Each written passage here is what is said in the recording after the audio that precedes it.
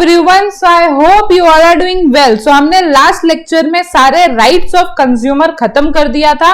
I hope आप लोगों ने वो सारे वीडियोस जो भी हमने प्रीवियस लेक्चर्स अपलोड किए हैं हमारे यूट्यूब चैनल पे, वो सारे आप कंटिन्यू बेसिस पे देख रहे हो और आप फॉलो कर रहे हो और आप अपनी अच्छी तरह से पढ़ाई कर रहे हो. मैं यही एक्सपेक्टेशंस आप लोगों से रख रही हूं कि आप लोगों ने पढ़ाई चालू कर दी है अपने एग्जाम के लिए. जैसे कि आपको पता है अपनी डेट शीट भी आ गई है और 21 फरवरी से हमारे एग्जाम्स भी चालू हैं. तो फिर स्टार्ट कर दो. किस चीज का वेट है ना. अभी फेस्टिव सीजन आने वाला है, फिर आप बोलोगे कि मैम टाइम नहीं मिल रहा, ये नहीं हो रहा, वो नहीं हो रहा. इससे अच्छा अक्टूबर का मंथ है, आपको अच्छी तरह से पढ़ाई करो, फिर नवंबर मंथ में एंजॉय करो एंड दिसंबर मंथ से अपना रिवीजन हम स्टार्ट कर देंगे. ठीक है. सो ऐसा प्लानिंग करो ताकि आप अच्छे मार्क्स ला पाओ. नाउ आज जो हम करने वाले हैं वो कुछ मिलता जुलता ही करेंगे लास्ट टॉपिक से. जैसे हमने राइट्स ऑफ कंज्यूमर पढ़े, वैसे ही हम रिस्पॉन्सिबिलिटी ऑफ कंज्यूमर इधर करेंगे. अभी देखो, अगर आपको कोई चीज की राइट दी जा रही है, कोई चीज की पावर दी जा रही है, तो बोलते हैं ना great power comes with great responsibility. जब कोई आपको पावर देता है तो वो एक रिस्पॉन्सिबिलिटी भी उसके साथ कहीं ना कहीं आता है. तो कंज्यूमर प्रोटेक्शन एक्ट का कहना है कि जैसे हमने आपको राइट दिया है, ऐसा नहीं है कि आप उस राइट्स को बेफिक्र तरीके से इस्तेमाल करो या आप टेंशन ही ना लो कि कुछ आपको भी अवेयर होना पड़ेगा गुड्स खरीदते टाइम पे. मतलब ये सारी चीजें बोली हुई है अंडर रिस्पॉन्सिबिलिटी कि you should be a responsible consumer also. बोलते ना बी अ रिस्पॉन्सिबल सिटीजन. तो वैसे ही आपको एक रिस्पॉन्सिबल कंज्यूमर होने की भी जरूरत है. सो consumer should exercise their right and responsibility while purchasing the project services. तो कौन कौन सी हमारी रिस्पॉन्सिबिलिटी है वो वन बाय वन हम इस टॉपिक में कवर करेंगे. सबसे पहले उन्होंने बोला है consumer should uses his right. अभी आपने लास्ट 10 हम राइट्स ऑफ कंज्यूमर हमने अभी पढ़े थे, तो उसके तहत हमको पता चला कि कंज्यूमर के पास कुछ राइट्स होते हैं, जैसे right to healthy environment, right to redress, right to represent. लेकिन अगर ये राइट के बारे में वो नोन ही नहीं रहेंगे, अवेयर ही नहीं रहेंगे या वो फिक्र ही नहीं करेंगे इन राइट को यूज करने के लिए, तो भगवान भी उनको आके नहीं बचा सकता. तो सबसे पहला रिस्पॉन्सिबिलिटी तो कंज्यूमर का यही बनता है कि जो भी आपको राइट्स दिए गए हैं उसको आप अच्छी तरह से यूज करो. सबसे पहले consumer should use his right. Consumer have many right with regard to the goods and service. They must be aware of their right while buying. तो जब भी आप कोई गुड्स बाय कर रहे हो तो आपको अपने राइट्स के बारे में पता होना चाहिए और आप उसे अच्छी तरह से यूज करना चाहिए. यही कंज्यूमर जो है, यही जो कंज्यूमर प्रोटेक्शन एक्ट है ये आपको बोलना चाहता है. Now cautious consumer. Cautious consumer हम कब बोलते हैं? जब आप एकदम अलर्ट मोड पे परचेजिंग करते हो तब. देखो आप जब मार्केट जा रहे हो तो बहुत सारे branded, non branded, inferior, substandard, high quality goods available रहते हैं. तो you have to make a right decision for your purchase. ठीक है कि आपको अगर कहीं पे अगर डिग्रेड परचेजिंग करनी भी है तो कहां पे करनी है. अगर आप खुद ही फूड प्रोडक्ट जो है वो इंफीरियर गुड्स को सेलेक्ट कर रहे हो तो कोई कुछ हेल्प नहीं करता तो कर सकता. तो आप एक कॉशियस कंज्यूमर चाहिए और आपने अपनी रिस्पॉन्सिबिलिटी समझनी चाहिए while purchasing any good. So while buying, the consumer should inquire about quality, quantity, price and utility of goods and services.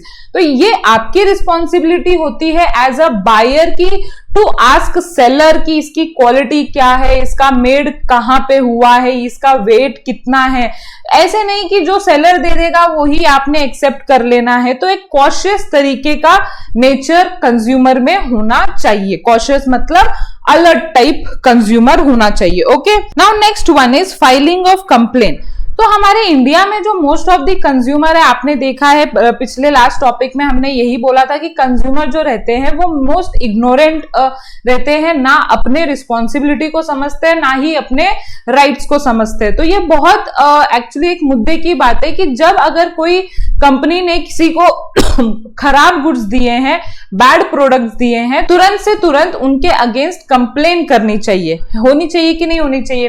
क्योंकि अगर आप अपने ही मतलब कि अगर आपके साथ कुछ बुरा हो रहा है और आप उसके खिलाफ नहीं जा रहे हो पुलिस स्टेशन में, या आप कंज्यूमर फोरम में कंप्लेन नहीं डाल रहे हो, तो फिर उनकी पावर और बढ़ रही है। सेलर और लोगों को वो डिफॉल्ट मतलब जो फॉल्टी प्रोडक्ट है वो दिए जा रहे हैं। तो you have to understand one of your responsibility कि अगर आपके साथ कोई बुरा हुआ है, आपका कंप्लेन एक्सेप्ट नहीं किया जा रहा है, आपके गुड्स आपको जो गुड्स दिए गए हैं वो खराब गुड्स दिए गए हैं, तो you have to approach a concerned officer and if the consumer have some complain about the goods and services, a delay in complain may result in expiry of guarantee and warranty. और बहुत बार तो ऐसा हो जाता है कि उस guarantee and warranty का जो एक्सपायरी डेट है वो भी निकल जाता है। Sometime consumer ignore the dishonest act of businessmen which encourage unethical business practices। तो आपने उनको पावर दे दी है कि आपके साथ वो धोखाधड़ी करे, क्योंकि जब आपके साथ धोखाधड़ी हुई थी तब आपने उनके अगेंस्ट कंप्लेन नहीं दी ताकि वो दूसरों के साथ सेम चीज ना करे। मतलब वो क्या हो रहा है, फिर उनको इंकरेजमेंट मिल रहा है। तो उन्होंने यही बोला है कि आपकी थर्ड रिस्पॉन्सिबिलिटी यही है कि आपने राइट टाइम पे अपने जो कंप्लेंट्स है वो फाइल करने चाहिए। नाउ फोर्थ पॉइंट में क्या है तो समझो क्वालिटी कॉन्शियस। तो जैसे कंज्यूमर ने हर वक्त वाइल परचेजिंग प्रोडक्ट उसने कॉशियस होना चाहिए, चाहे वो वेट के रिगार्डिंग हो, क्वांटिटी, क्वालिटी या किसी चीज के भी रिगार्डिंग हो, उसने हमेशा ध्यान में रखना चाहिए कि वो क्या बाय कर रहा है, क्या सेलर सही चीज दे रहा है। तो वैसे ही अगर हम क्वालिटी की बात करें तो ये बहुत मैटर करता है जब हम कोई चीज खरीदते हैं। तो आपने हर वक्त क्वालिटी कॉशियस रहना चाहिए, मतलब कि आपने खुद के पैर पे कुल्हाड़ी नहीं माननी चाहिए। मतलब आप बाजार में जाके बोल रहे हो नहीं नहीं मुझे सस्ता वाला प्रोडक्ट भी दिया तो भी चलेगा, वो भी खाने पीने वाले सामान में आप बोल रहे हो, तो मतलब सेलर ही उसमें क्या हेल्प कर सकता है, क्योंकि जो सेलर के पास सस्ते वाले गुड्स है वो उसमें क्वालिटी नहीं है।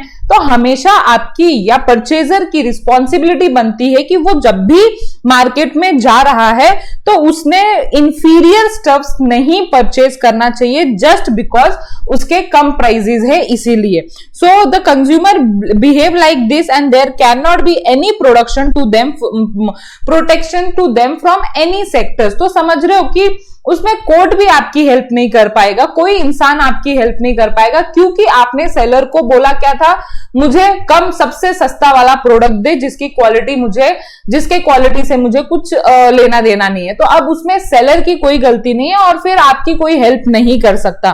तो हमेशा आपने इलेक्ट्रॉनिक गुड्स हो, ड्यूरेबल गुड्स हो, तो हमेशा आपने वो कौन सी गुड्स खरीदने चाहिए, क्वालिटी गुड्स खरीदने चाहिए और एश्योर करना चाहिए कि उस पे ये सारे सिंबल है कि नहीं है। तो जैसे मैंने आपको बताया था ISI mark mostly durable products पे होते हैं कि वो सेफ हैं यूज करने के लिए। जैसे हेलमेट पे आप देखोगे एग मार्क मतलब मेनली एग्रीकल्चर का मार्क होता है, agriculture product. Hallmark silver and जो सिल्वर गोल्ड ये सब रहते हैं उनका हॉलमार्क आपने देख के खरीदना चाहिए, तभी आपको गुड्स वगैरह मतलब ये जो गुड्स है उनकी क्वालिटी समझ में आती है। FPO एंड FSI जो है वो मोस्टली फूड प्रोडक्ट के मार्क होते हैं। पहले FPO था, अभी FPO को हटा के FSI जो है वो साइन आप देखोगे। मैंने आपको बोला था किसी भी खाने की प्रोडक्ट पे अगर आप पीछे देखते हो तो जब भी कोई इंसान फूड प्रोडक्ट बना रहा है तो उसको ये जो अथॉरिटी है उससे लाइसेंस लेना ही पड़ता है। सो ये सारी जो मार्क्स हमने अभी सिंबल्स पढ़े हैं, जो कोई हर किसी को कहीं ना कहीं पता होगा, ये मार्क हमारे क्वालिटी इंडिकेट करते हैं और हमने वैसे ही क्वालिटी वाले गुड्स लेने चाहिए। Now fifth one is be aware from the exaggerated advertisement.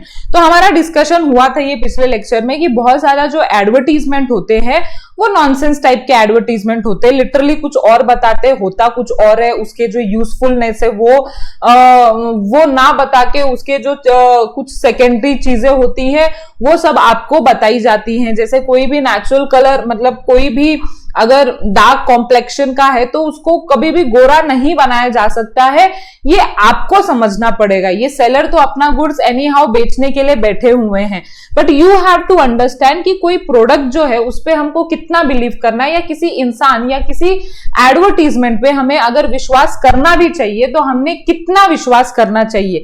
क्या हमने लिटरली जो भी दिखाया जाए उस पर बिलीव कर लेना चाहिए कि जैसे कि आप शैम्पू यूज करोगे तो आपके बाल लिटरली इतने सिल्की हो जाएंगे कि वो फंसेंगे ही नहीं हाथ में किसी के, है ना। डीओ लगाओगे तो बहुत सारी लड़कियां मतलब आपसे अट्रैक्ट हो जाएंगी, लिटरली कुछ भी मतलब। तो यू हैव टू अंडरस्टैंड कि ये कितना एग्जैजरेटेड है, कितना ओवर है ये सारी चीजें।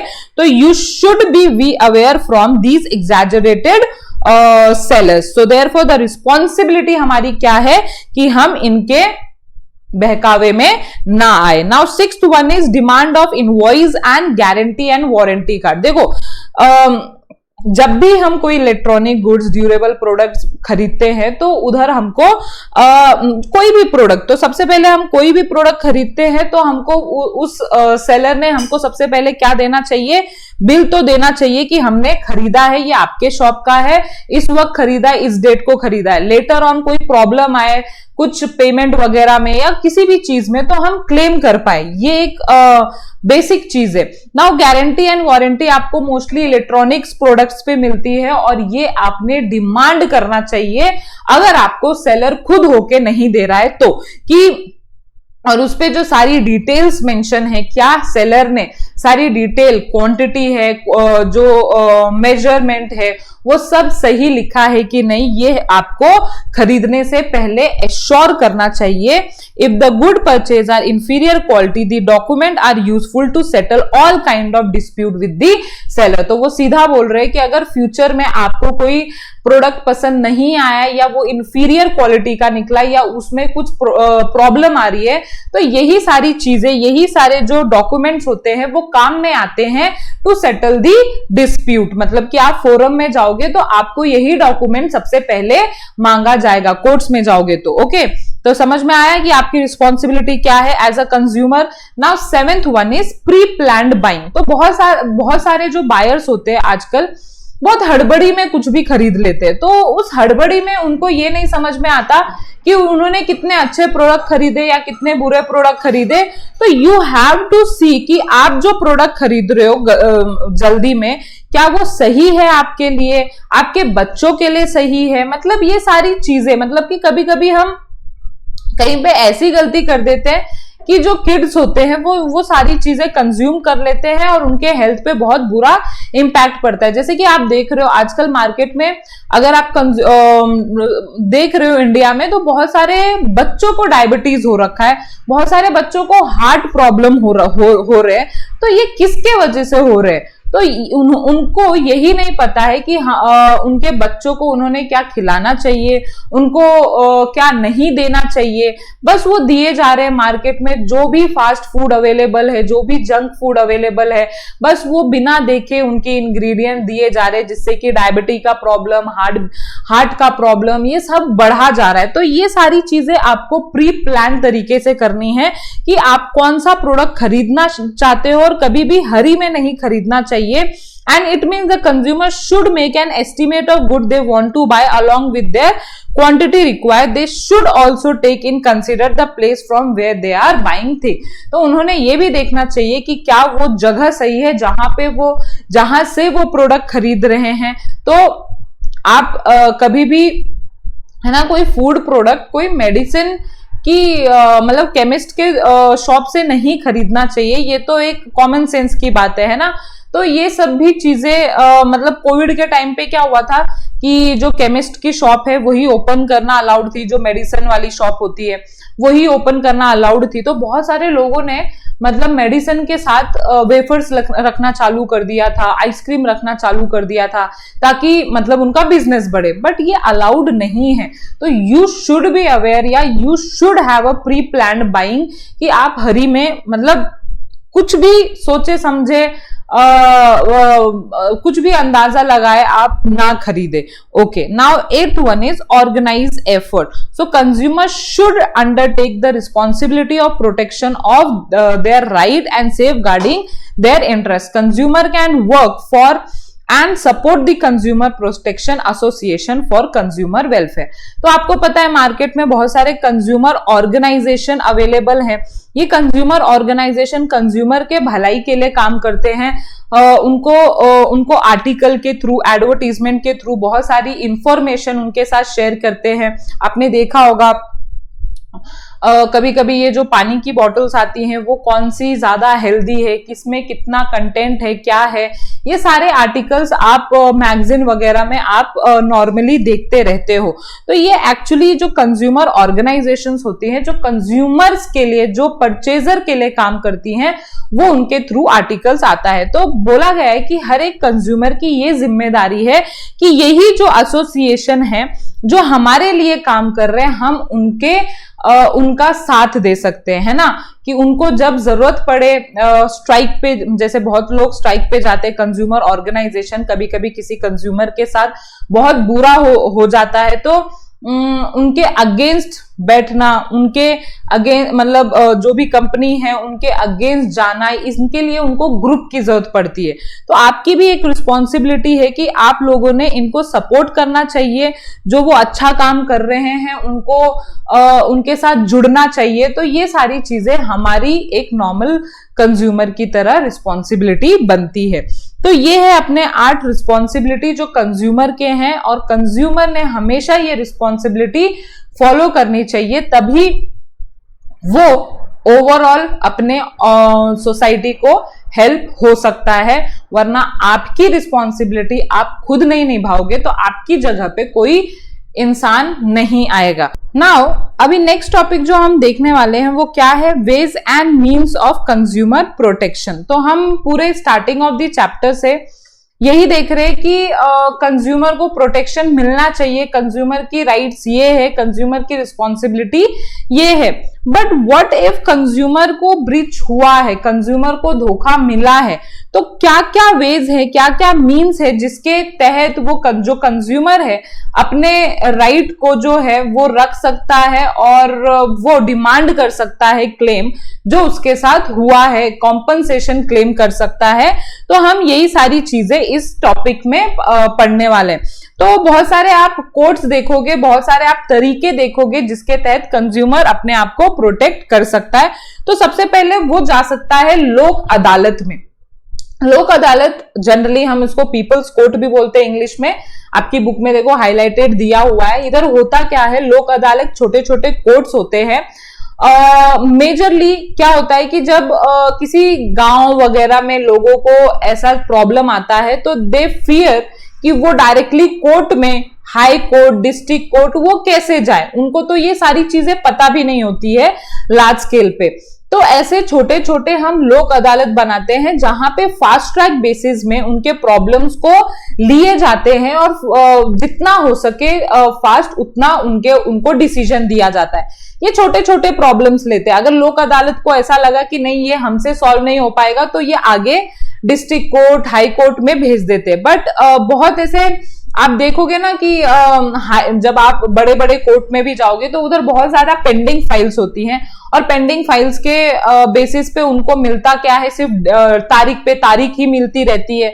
तो इसीलिए लोक अदालत क्या करता है कि अगर उनके पास कोई कंज्यूमर कोई प्रॉब्लम लेके आया है तो वो जितना हो सके उतना फास्ट ट्रैक बेसिस पे ये सॉल्व करके देते हैं। ऐसा नहीं है कि कंज्यूमर के ही मैटर्स आते हैं। इनफैक्ट अगर आप जैसे गांव में कैसे झगड़े होते रहते हैं जमीन को लेके या हस्बैंड वाइफ में झगड़े होते रहते हैं, तो ये मैटर्स भी वो लेते हैं जो उनके अथॉरिटी के मतलब उनके पावर के अंदर है।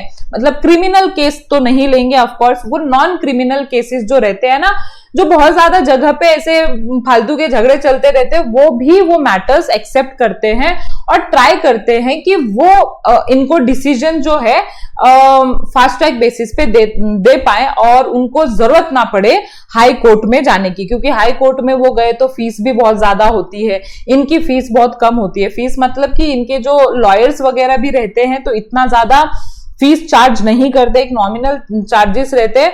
तो ये किसी भी ऐसे अनडेवलप एरिया में ये मिलता है, मतलब ये कोर्ट रहते हैं, एंड जहां पे आप बहुत इफेक्टिव एंड इकोनॉमिकल सिस्टम रहता है। इकोनॉमिकल मतलब वही कि ज्यादा पैसे नहीं लेते हैं। क्विक रीएड्रेसल होता है of a public grievances. Quick redressal मतलब जितना फास्ट हो सके उतना फास्ट बेसिस पे उनको सोल्यूशन दी जाती है, और इनको हम पीपल्स कोर्ट भी बोलते हैं। ये मेनली कौन सेटल करता है? गवर्नमेंट सेटल करते हैं, मतलब जो अथॉरिटी रहती है वो मेनली गवर्नमेंट ऑर्गेनाइजेशन के पास ही रहता है। तो जो भी एग्रीव्ड पार्टी मतलब जो भी दुखी पार्टी है, जिसको भी प्रॉब्लम है उस सिचुएशन से, वो डायरेक्टली अदालत में जा सकता है अपना कंप्लेन लेके, और उस मैटर को डिस्कस किया जाएगा इमीडिएटली और रेजोल्यूशन दिया जाएगा। रेजोल्यूशन मतलब कि डिसीजन दिया जाएगा। बहुत ज्यादा जो लोक अदालत है बहुत ज्यादा स्टैट्यूटरी रिकॉग्निशन के लिए भी जाने जाते हैं, मतलब उनके जो डिसीजन है उनको अच्छा खासा एक रिकॉग्निशन दिया जाता है कि यस, इन्होंने जो डिसीजन दिया है वो बराबर दिया है, अच्छा दिया है ना। तो ऐसा नहीं है कि ये कुछ मतलब इकोनॉमिकल है, छोटे मोटे प्रॉब्लम सॉल्व करता है तो इनको इतना ज्यादा इफेक्टिव नहीं माना जाता, एफिशिएंट नहीं माना जाता, ऐसा कुछ भी नहीं है। इनके डिसीजन को एक स्टैट्यूटरी रिकॉग्निशंस भी दिए गए हैं।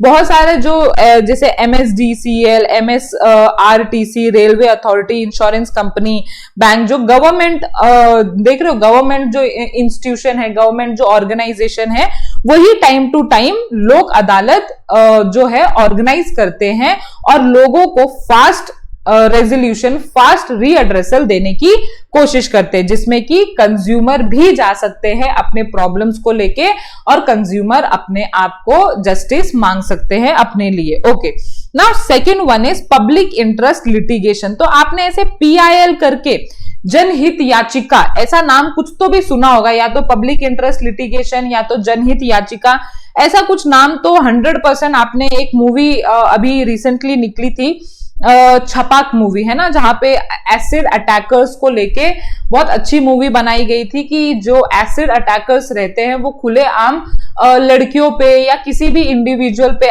एसिड डाल देते हैं और उनकी लाइफ बर्बाद कर देते हैं। तो ये जो एसिड है वो खुलेआम नहीं बिकना चाहिए।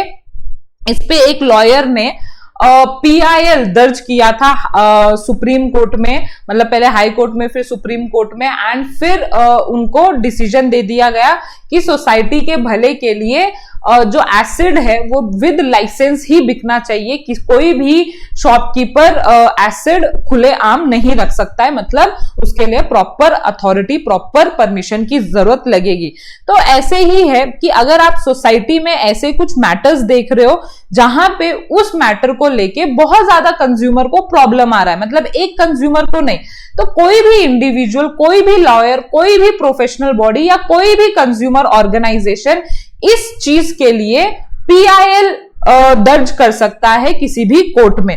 तो it means a legal action initiated in court of law regarding the matter of general public interest. तो समझो इसमें ना एक इंसान को प्रॉब्लम नहीं है, इसमें पूरे जो सोसाइटी है, जो जनरल पब्लिक है, उनके इंटरेस्ट के लिए हम PIL दर्ज कर रहे। कॉमन प्रॉब्लम है जिसको सोसाइटी के जड़ से निकालना ही निकालना है। जैसे आपको पता है ना, अभी लड़कियों की जो एज थी, पहले मैरिज एज थी वो 18 इयर्स थी, अभी मैरिज एज जो है 21 हो गई।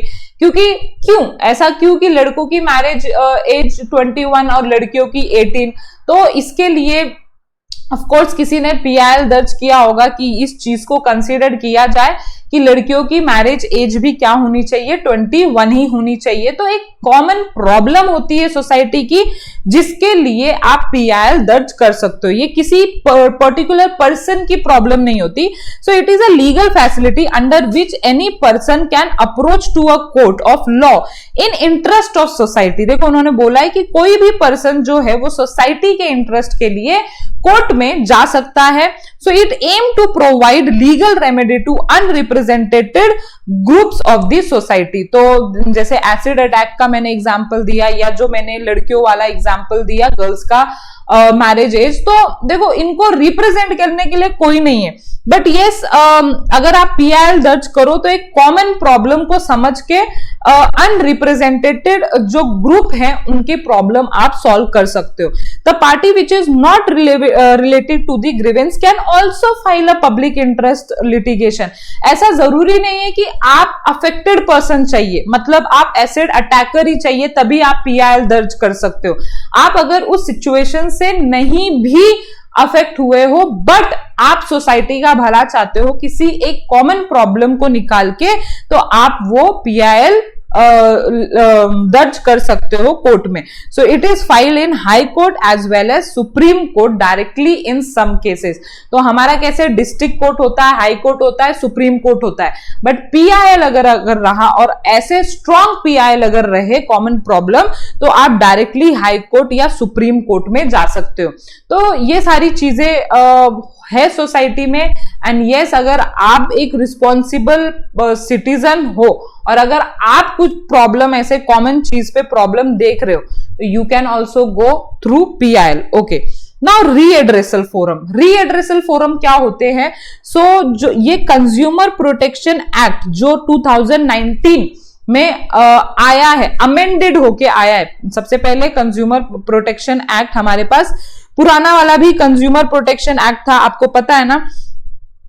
जैसे इधर लिखा हुआ है कि पहले गवर्नमेंट ने 24 दिसंबर 1986 में एक कंज्यूमर प्रोटेक्शन एक्ट बनाया था, बट उसमें कुछ आउटडेटेड कंसेप्ट थे या कुछ चीजें जो होनी चाहिए कंज्यूमर प्रोटेक्शन एक्ट में वो नहीं थी, जिसके लिए ministry of law and justice ने एक नया एक्ट प्रपोज किया, that is consumer protection act 2019। तो उसी तहत मतलब ये जो फोरम है ये आए हैं। फोरम मतलब कुछ अलग टाइप के कोर्ट आए हैं जो सिर्फ और सिर्फ कंज्यूमर के लिए हैं। So a system has been set up to deal with the consumer grievances and dispute at district, state and national level. कल आप मतलब जब मैंने आपको लेक्चर पढ़ाया था तो उसमें मैंने बोला था state commission, national commission, district commission at various level. तो ये जो कमीशन सेटअप हुए हैं या ये जो फोरम सेटअप हुए हैं वो कंज्यूमर के मैटर्स को ही सॉल्व करेंगे अंडर कंज्यूमर प्रोटेक्शन एक्ट 2019, ऐसा उनका बोलना है। सो एनी इंडिविजुअल कंज्यूमर और association of consumer can file a complain with respective commission depending on value of good. अभी आप पूछोगे मैम ये हमने कब डिस्ट्रिक्ट कमीशन में जाना चाहिए, स्टेट कमीशन में एंड कब नेशनल कमीशन में? तो हम ये एक लास्ट टॉपिक है उसमें हम देखेंगे कि आपको धोखा कितने अमाउंट का मिला है ना। अगर आपका धोखा 50 लाख का है तो आप कौन से कोर्ट में अपनी अर्जी दे सकते हो। तो ये फोरम टू फोरम डिपेंड करता है, जो कि ये एक्ट में दिया गया है जो हम लेटर ऑन पढ़ेंगे। और आप इसके तहत अपना कॉम्पनसेशन जो भरपाई है कंपनी से जिन्होंने आपको धोखा दिया, जिस सेलर ने, उससे आप कॉम्पनसेशन क्लेम कर सकते हो। So the main aim of this commission is to provide for simple, speedy and inexpensive redressal of consumer grievances. देखो ऊपर के कोर्ट में या जो भी बाकी सारे कोर्ट है उसमें जाने में कोई प्रॉब्लम नहीं है, या वो कोर्ट को ही क्यों नहीं बोला गया कि ये प्रॉब्लम सॉल्व करो, बट ऑलरेडी उधर दूसरे matters, criminal, non criminal, civil matters इतने ज्यादा थे कि कहीं ना कहीं ये फील हुआ कि एक अलग सिस्टम बनाने की जरूरत है, एक अलग फोरम बनाने की जरूरत है जहां पे फास्ट स्पीडी वे से और जितना हो सके उतना इनएक्सपेंसिव मेथड दिया जाए कंज्यूमर को अपना जो कंप्लेन है वो फाइल करने के लिए, तभी वो मोटिवेशन या तभी वो इनिशिएटिव दिखाएंगे अपने क्लेम को दर्ज करने के लिए। वरना उनको क्या है, वो बोलेंगे यार जाने दो, उतना ज्यादा उनके पास जाना, फिर वेट करना सालों सालों भर, सिर्फ तारीख पे तारीख आना, इतना अफोर्ड किसी से नहीं होता। तो ये सारी चीजों को उसमें हटाया गया है। तो उन्होंने देखो बोला है कि कंज्यूमर प्रोटेक्शन में हमारे पास डिस्ट्रिक्ट स्टेट लेवल पे सेटअप हुए हैं जो प्रमोट करते हैं और जो प्रोटेक्ट करते हैं राइट ऑफ कंज्यूमर को। ये स्पेशली कंज्यूमर्स के राइट एंड प्रोटेक्शन के लिए फोरम बने हुए हैं। Okay, now next one is awareness programme. सो ये भी बहुत सिंपल है। तो बहुत बार जो गवर्नमेंट है हमारी वो बहुत ज्यादा अवेयरनेस पहुंचाने के लिए बहुत जो प्रोग्राम्स है वो रखती रहती है। जैसे आपने बहुत बार देखा होगा एडवर्टीजमेंट में, जागो ग्राहक जागो की एडवर्टीजमेंट, वो अवेयरनेस प्रोग्राम ही है वन सॉर्ट। या कभी कभी आपने रास्ते में कोई मीम एक्ट देखा होगा जहां पे लोगों को जागरूक, एक कोई पर्टिकुलर प्रॉब्लम पे जागरूक करने का ये मतलब एक प्रोग्राम टाइप रहता है। ब्लैक कपड़े पहन के वो कुछ तो एक्ट करते हैं जिससे कि वो एक मैसेज पास ऑन करना चाहते हैं सोसाइटी को। ऐसे बहुत ज्यादा सेमिनार्स भी रखते हैं, बहुत ज्यादा थिएटर एक्ट भी रखे जाते हैं बाय गवर्नमेंट, ताकि ये जो अवेयरनेस है हर एक गांव तक पहुंचे, ताकि हर एक जो इंडिविजुअल है अपने राइट एंड रिस्पॉन्सिबिलिटी को समझ पाए। ये बहुत ज्यादा वेरियस चीजों से होता है। जैसे जो गवर्नमेंट है वो जर्नल पब्लिश करती है, मैगजीन्स वगैरह, ब्रोशर्स बांटती हैं, बुकलेट बांटती हैं, various posters depicting the right and responsibility of consumer.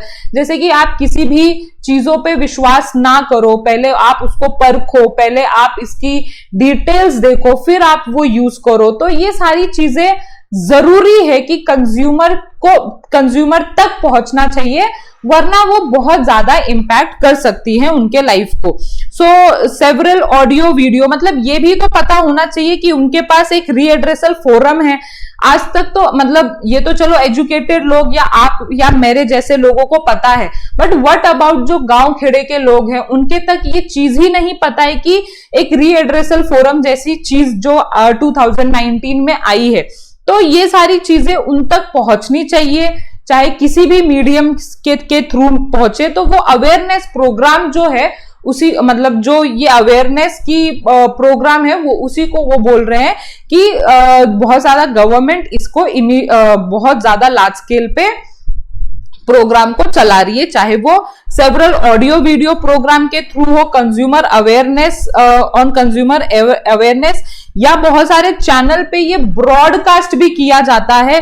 जैसे बहुत सारे रेडियो या बहुत ज्यादा जो कॉमन चैनल्स हैं हर एक स्टेट के अंदर चलने वाली, उस पे ये सारी चीजें चलाई जाती हैं, ताकि या थ्रू सोशल मीडिया ये सारी चीजें चलाई जाती है, ताकि हर एक इंडिविजुअल के पास अपने राइट के अगेंस्ट लड़ने का उनको नॉलेज होना चाहिए, एजुकेशन होना चाहिए। So 15 March is observe as a international consumer right day and 24 December is observe as national consumer. जैसे ये दो डेट दिया हुआ है 15 मार्च एंड 24 दिसंबर रिस्पेक्टिवली, तो एक दिन international consumer right day celebrate किया जाता है और दूसरे दिन नेशनल कंज्यूमर डे। ये क्यों आया है? ताकि लोगों के पास अवेयरनेस आए उस दिन कि हाँ हमारा कुछ ऐसे डे सेलिब्रेट किया जा रहा है, मतलब ही इस डे का कोई ना कोई कुछ ना कुछ मोटिव होगा इसके पीछे, और हमने कुछ ना कुछ करना चाहिए एज अ रिस्पॉन्सिबल सिटीजन या एज अ रिस्पॉन्सिबल कंज्यूमर। अगर हम देख रहे किसी कंज्यूमर के साथ बुरा हो रहा है,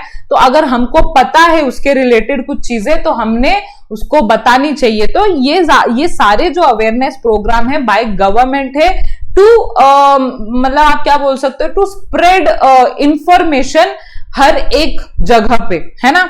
सो नेक्स्ट आप कौन से वेज एंड मीन्स के थ्रू जा सकते हो? जैसे आप सोसाइटी में बहुत ज्यादा कंज्यूमर ऑर्गेनाइजेशन देखते हो, ये कंज्यूमर ऑर्गेनाइजेशन इसी काम के लिए, जैसे ये तो हो गया गवर्नमेंट, ये कौन से हो गए गवर्नमेंट जो है स्पेसिफिकली जो प्रोग्राम चला रहे, लेकिन जो कंज्यूमर ऑर्गेनाइजेशन रहते हैं ये प्राइवेट पीपल रहते हैं या प्राइवेट ऑर्गेनाइजेशन रहते हैं। इनका मेन मुद्दा या इनका मेन एम क्या रहता है कि जो प्रोडक्ट मार्केट में आ रहे हैं क्या वो सही है, क्या वो लोगों को चीट करने के लिए सिर्फ लाया गया है। तो ये सारी चीजें जो है ये कंज्यूमर ऑर्गेनाइजेशन बहुत ही करीबी से ऑब्जर्व करते हैं। और प्लस अगर किसी कंज्यूमर के साथ बुरा हो रहा है तो ये ऑर्गेनाइजेशन उस कंपनी के अगेंस्ट आवाज उठाने का काम करती है, क्योंकि एक इंडिविजुअल ज्यादा से ज्यादा उस कंपनी का या सेलर का क्या बिगाड़ सकती है, ऐसा सेलर या कंपनी को लगता है। लेकिन अगर यही एक ग्रुप एकजुट होके, है ना, और उनके साथ कुछ कंज्यूमर एकजुट होके मिलके आवाज उठाए तो ऑफ कोर्स कुछ ना कुछ होगा। तो ऐसी चीजें हैं जो कंज्यूमर को क्विक एंड एडिक्वेट रीएड्रेसल मिलने में हेल्प होती हैं। So consumer organisation have been active in India to promote and protect consumer interest. Consumer movement is a well settle in India and helping individual to seek quick and adequate redressal for their grievances. It is necessary to strengthen the consumer movement throughout the country.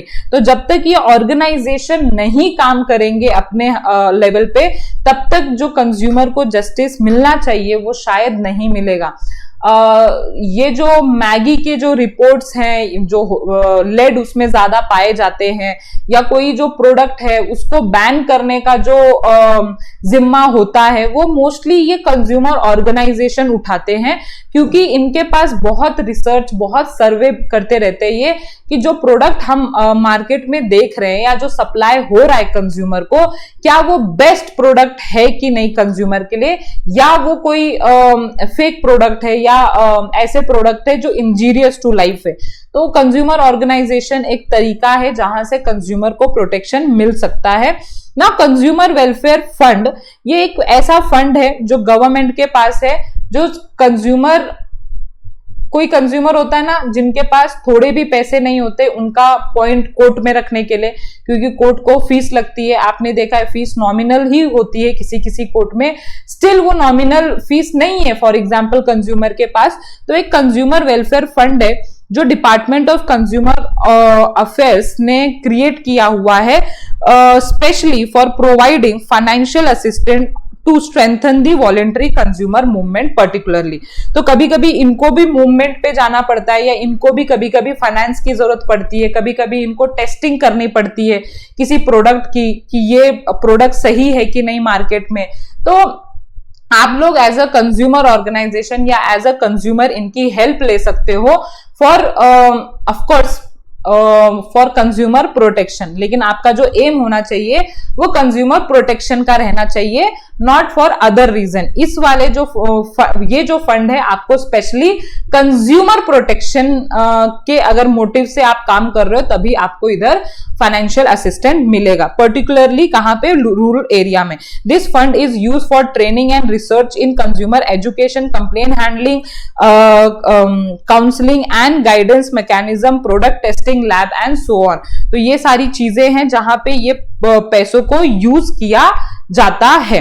Okay, now seventh one is legislative measures. तो ऐसे हमारे court में बहुत court के through हम बहुत ज्यादा act आए हैं जो स्पेशली कंज्यूमर के को प्रोटेक्ट करने के लिए एक्ट बनाए गए हैं। तो जैसे sale of good act, essential commodity act, हर एक एक्ट अपने अपने किसी ना किसी मोटिव से आया है, और ये एक्ट इसलिए जरूरी है ताकि इस एक्ट के थ्रू जो चीट करते हैं सेलर कंज्यूमर को, जो एक्सप्लॉइट करने के बारे में सोच रहे हैं या करना चाहते हैं, तो उनको सही टाइम पे इस एक्ट के थ्रू रोका जाए। तो यही एक तरीका है, बहुत सारे नंबर ऑफ लॉ है किसके लिए, for the interest of consumer, और उनको अनएथिकल प्रैक्टिसेस से रोकने के लिए। सो ये एक लॉ भी है जो एक वेज एंड मीन्स है जहां से कंज्यूमर प्रोटेक्शन, जहां से कंज्यूमर को प्रोटेक्शन मिल सकती है। तो ये सारे लॉ कुछ ना कुछ आपको राइट देते हैं, पावर देते हैं, या कुछ ना कुछ पनिशमेंट इनमें लिखी हुई है अगर किसी ने कुछ गलत करने की कोशिश की तो मार्केट में प्रोडक्ट बेचते बेचते। तो ये 7 पॉइंट है, आई थिंक सो आपको समझ में आ गया हो। मैं इधर ही रुकूंगी आज के लिए, मतलब इस वीडियो में। तो अगर आपको कोई भी टॉपिक अच्छे से नहीं समझा होगा तो please do tell me, do ask me in comment, मैं रिप्लाई करने की कोशिश करूंगी। Okay, so I hope you understood each and every topic. So thank you all, मिलते हैं नेक्स्ट वीडियो में, सून अपलोड हो जाएगा, डोंट वरीज, मैं हूं आप लोगों के साथ। सो हम नेक्स्ट टॉपिक जो पढ़ेंगे वो 7.7 है, वेरियस कमीशंस को अंडरस्टैंड करने वाला वीडियो रहेगा। तो bye bye, meet you in next lecture. अगर आपको ये वीडियो पसंद आया हो तो जरूर लाइक करना, कंटिन्यूस नोटिफिकेशन के लिए सब्सक्राइब कर लेना इस चैनल को, और मैक्सिमम फ्रेंड्स को शेयर करना। और अगर आपको कुछ बातें अच्छी लगी हो, कुछ बातें आपको सजेस्ट करनी हो तो जरूर कमेंट करना। ये हमारे कुछ सोशल मीडिया अकाउंट्स है जहां पे आप हमारे साथ और जुड़ सकते हो, सो जरूर फॉलो करना। So bye bye, see you in next lecture.